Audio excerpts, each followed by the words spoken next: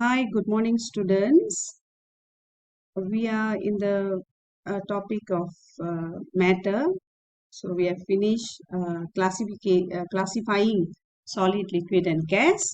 And today, once you know which is solid, which is liquid, and which is gas, so today we're gonna do on uh, what are the properties of the matter. Okay, so we have done the classifying. So if you see the properties of matter, we have three tests here that you have to do, but it will be a bit difficult for you to understand and do within your house. So what I'm gonna do, these 3 pages I'm gonna save for our uh, face-to-face class, which will be start. So we want to know the properties of solid, liquid, and gas. We will be doing this hands-on activity once the school reopen.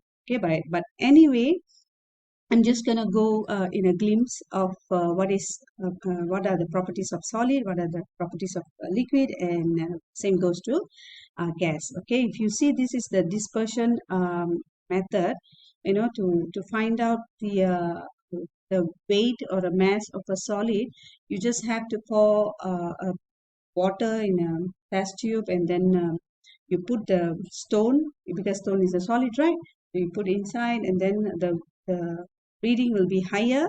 So how to know the volume of the small stone? You just have to find out reading of the final volume minus initial volume. Okay, so this is for the to find out the mass or the weight of the solid, and the same goes to liquid.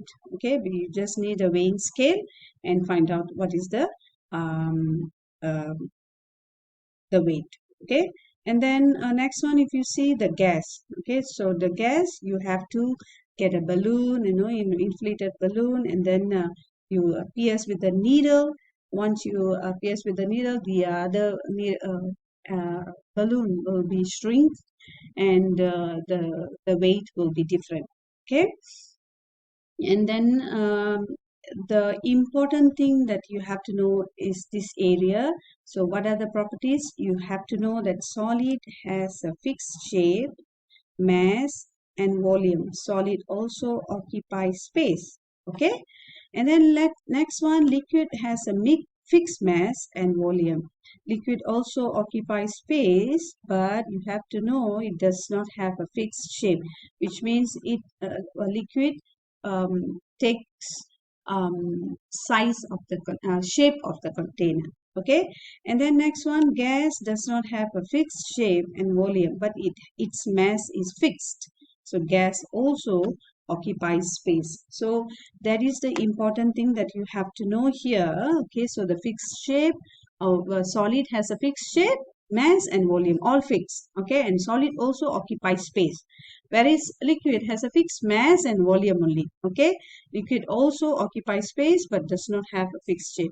So you might be thinking, what is volume? Volume we know already. It's actually width times length times height.